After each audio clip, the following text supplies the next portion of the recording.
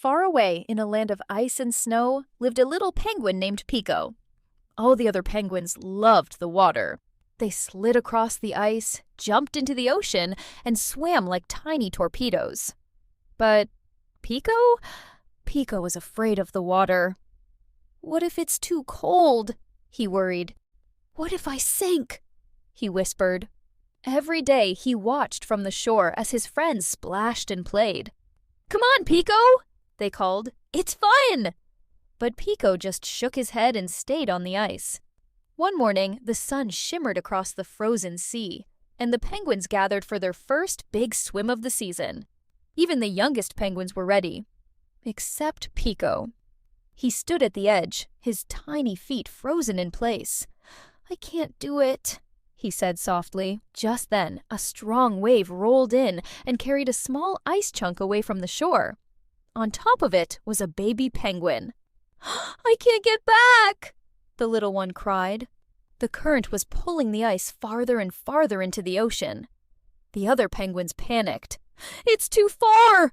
they shouted. "We can't reach him!" Pico's heart started pounding. The water looked big, cold, endless. But the baby penguin needed help.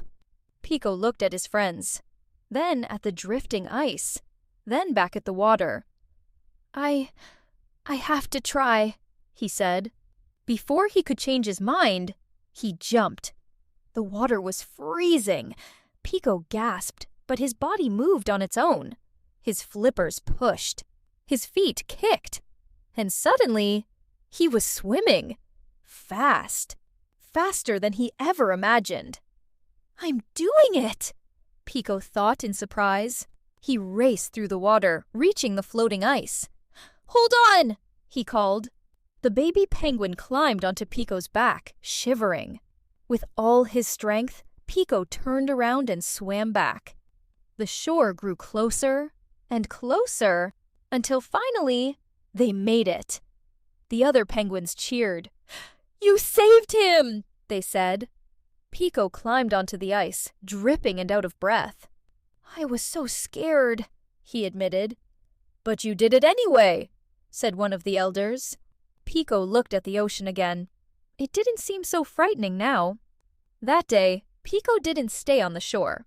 He jumped back into the water, this time with a smile, because he had learned something important. Being brave doesn't mean you're not afraid. It means you try, even when you are.